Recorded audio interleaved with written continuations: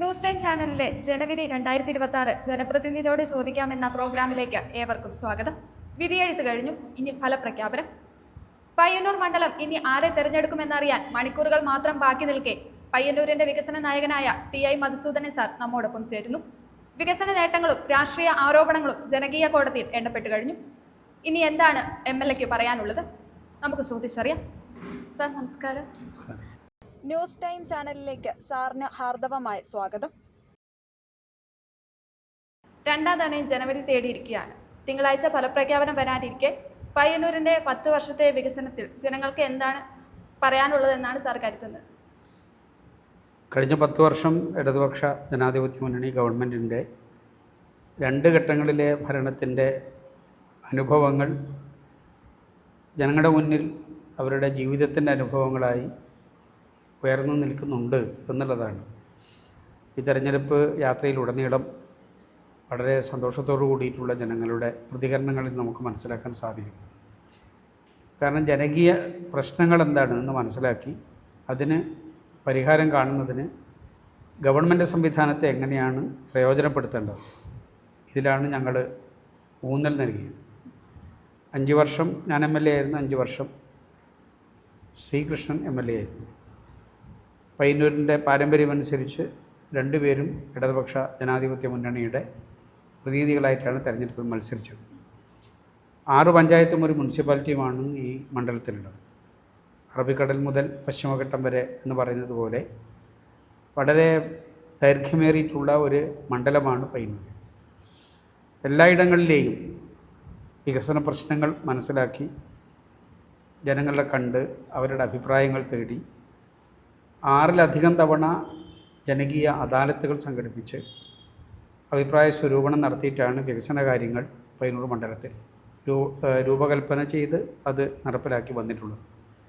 ജനങ്ങൾ പൊതുവിൽ സംതൃപ്തരാണ്. ഇനിയും കുറേയേറെ കാര്യങ്ങൾ ചെയ്യാനുണ്ട്. തീർച്ചയായിട്ടും ആവശ്യങ്ങൾ ജനങ്ങൾ ഞങ്ങളുടെ മുന്നിൽ അവതരിപ്പിക്കുന്നുണ്ട്.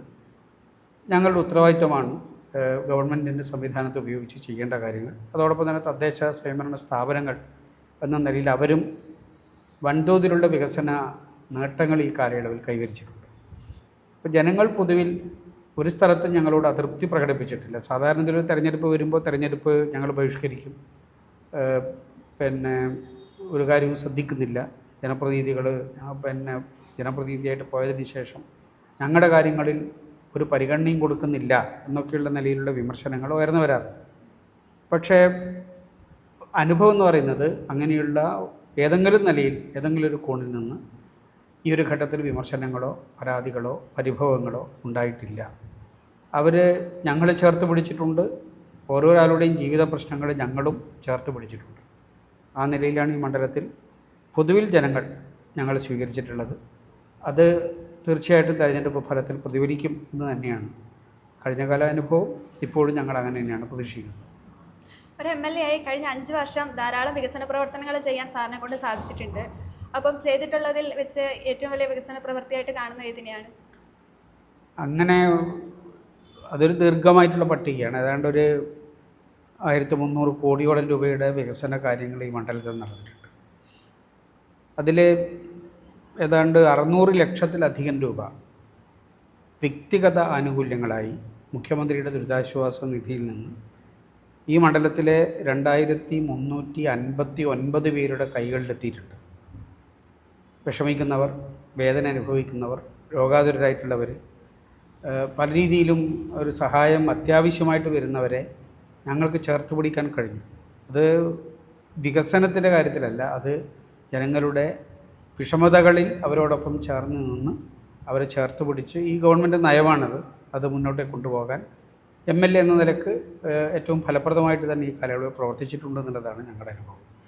പിന്നെ ഓരോ പ്രദേശത്തിൻ്റെയും ആവശ്യകത പരിഗണിച്ചിട്ടാണ് അങ്ങ് ജോസുഗിരി മുതൽ ഇങ്ങ് അറബിക്കടൽ വരെ രാമന്തലി എട്ടിക്കുളം വരെയുള്ള വിദ്യാഭ്യാസ സംവിധാനങ്ങളിൽ, ആരോഗ്യ പരിപാലനത്തിൽ, റോഡ് ഗതാഗത സൗകര്യങ്ങൾ വിപുലപ്പെടുത്തുന്നതിൽ, അതുപോലെ തന്നെയുള്ള മറ്റ് രീതിയിലുള്ള പട്ടണ വികസനങ്ങൾ, ജനങ്ങൾക്ക് അവരുടെ സമയങ്ങൾ ചെലവഴിക്കാനുള്ള വിനോദസഞ്ചാര കേന്ദ്രങ്ങളെ ഫലപ്രദമാക്കി മാറ്റിയെടുക്കുന്നതിന് ചരിത്രപ്രസിദ്ധമായിട്ടുള്ള പട്ടണമാണ് പയ്യന്നൂർ. ഈ പയ്യന്നൂരിൻ്റെ പട്ടണ വികസനത്തിന് ടൗൺ ഇംപ്രൂവ്മെൻറ്റ് പദ്ധതി എന്ന നിലയിൽ 100 കോടി രൂപ ചെലവഴിച്ച് നടപ്പിലാക്കുന്നതിന് പ്രാരംഭ നടപടികൾ പൂർത്തീകരിച്ചിട്ടുള്ള പ്രൊജക്റ്റുകൾ വളരെ അഭിമാനകരമായിട്ടൊരു പദ്ധതിയായിട്ട് തലയുയർത്തി നിൽക്കുന്നത് ഇവിടെ നിന്ന് കുറച്ചപ്പുറത്ത് ചെറുപുഴ റൂട്ടിൽ പിന്നെ ഏച്ചിലാമ്പയലിൽ പ്രവൃത്തി ഏറെക്കുറെ ഒരു ഘട്ടം പൂർത്തിയായിരിക്കുന്നു. ആസ്ട്രോ വാന നിരീക്ഷണ കേന്ദ്രം ഈ കേരളത്തിൻ്റെ ഈ പ്രദേശങ്ങളിൽ എവിടെയുമില്ലാത്ത ഒന്നാണ്.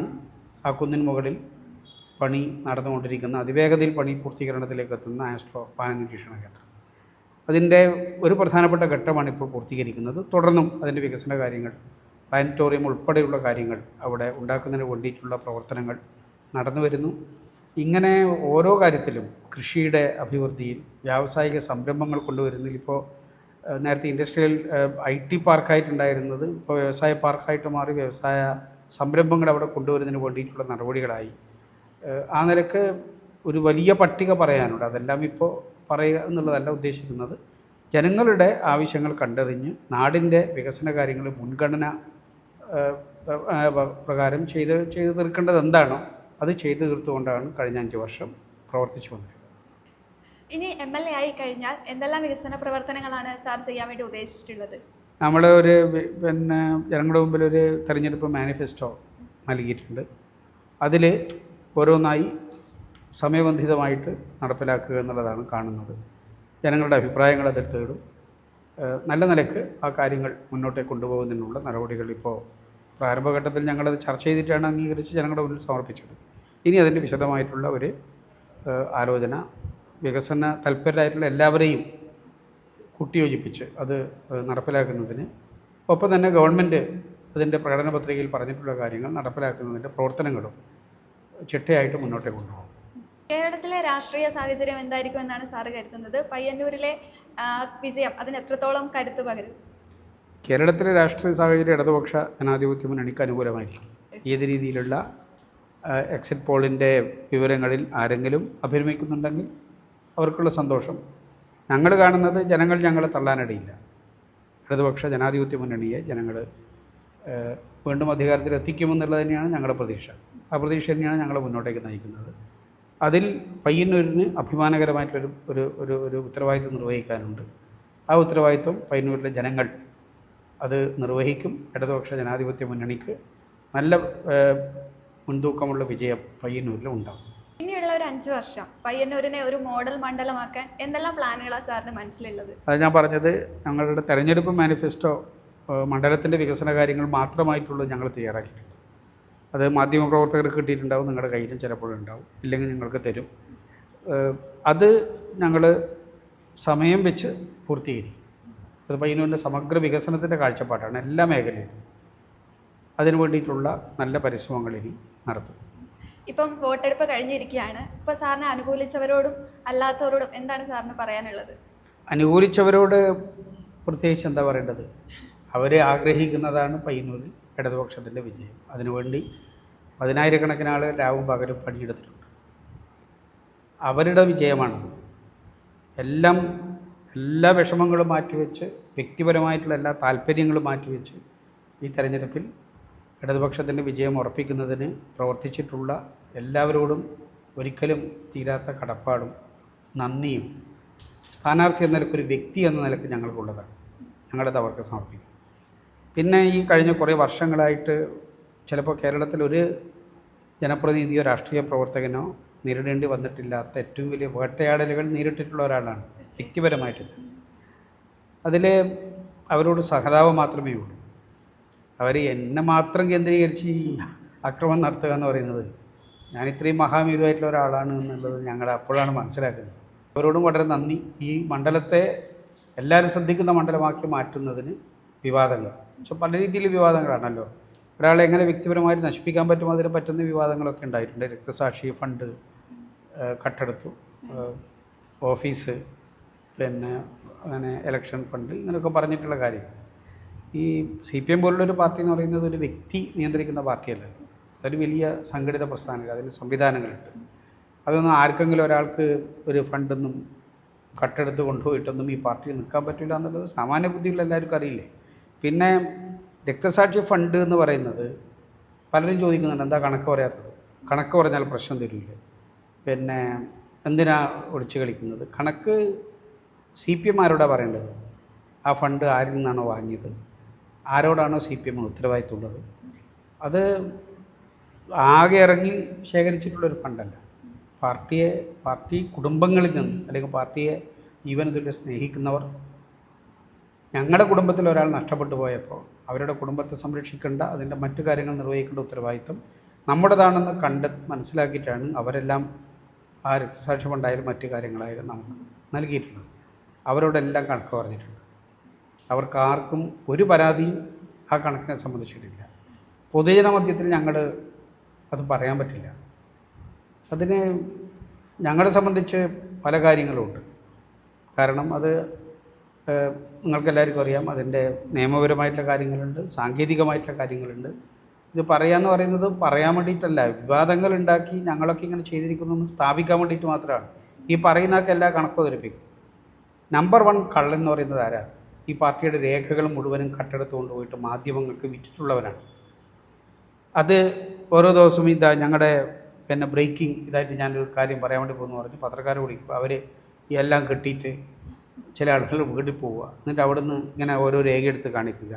നിങ്ങളൊരു പാർട്ടിയുടെ രേഖ പാർട്ടി ഓഫീസിൽ നിന്ന് കട്ടെടുത്ത് കൊണ്ടുപോയിട്ട് അത് ഞങ്ങളുടെ വലിയ തെളിവുകളായിട്ട് ആരുടെയും മുന്നിൽ സമർപ്പിക്കുക എന്ന് പറയുന്നത്, സത്യത്തിൽ ഞങ്ങൾ ഗാന്ധിയൻ അഹിംസാ സിദ്ധാന്തത്തിൻ്റെ അങ്ങേ അറ്റത്ത് നെല്ലിപ്പടിയിൽ നിന്ന് ഞങ്ങളിതൊക്കെ കാണുകയും കേൾക്കുകയും അനുഭവിക്കുകയും അറിയുകയും ക്ഷമിക്കുകയും ചെയ്തുകൊണ്ടിരിക്കുകയാണ്. ഇതൊക്കെ ഒരു ബലഹീനതയാണെന്ന് ചില ആൾ ധരിക്കുന്നുണ്ട്. അങ്ങനെ ഒരു കാലത്തും ധരിച്ചുകൂടാന്നുള്ളത് അവരെ ഞങ്ങൾക്ക് ഓർമ്മിപ്പിക്കാനുള്ളൂ. ഇതൊക്കെ അവരൊക്കെ കാണണം. ഒരു നയാ പൈസയുടെയും ഏതെങ്കിലും നിലക്കുള്ള എന്തെങ്കിലും തെറ്റായിട്ടുള്ള കാര്യങ്ങൾ വ്യക്തിപരമായിട്ട് എൻ്റെ കൈകൾ കൊണ്ട്, അതല്ലെങ്കിൽ പ്രസ്ഥാന നിലക്ക് ആ കൂട്ടായ്മയിൽ എന്തെങ്കിലും സംഭവിച്ചിട്ടുണ്ട് എന്ന് ഇന്ന് വരെ ഒരാളും പറഞ്ഞിട്ടില്ല. കുറ്റപ്പെടുത്തി പറയാൻ താല്പര്യമുള്ളവർക്ക് എന്തും കുറ്റം പറയാലോ, എപ്പോഴും പറയാലോ. 5-10 കൊല്ലം മുമ്പ് നടന്നിട്ടുള്ള കാര്യം ഇപ്പോൾ കൊണ്ടുവന്നിട്ട് വിളമ്പിയാൽ എന്തൊക്കെ പറയാം?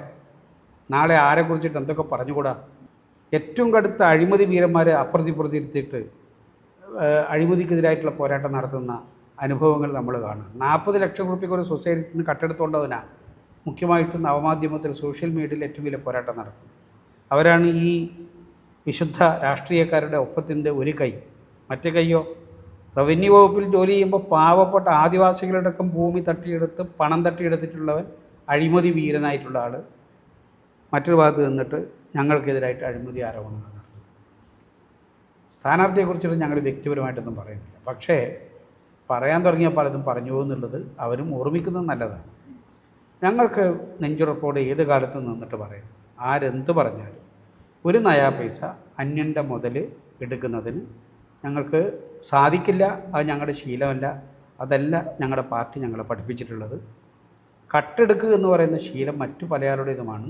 അത് മാധ്യമങ്ങൾക്ക് പാർട്ടി രേഖകളെന്ന് പറഞ്ഞ് വിറ്റ് ലക്ഷങ്ങൾ വാങ്ങിച്ചിട്ടുള്ള അനുഭവങ്ങൾ നമ്മൾ കാണുകയാണ് പയ്യന്നൂർ.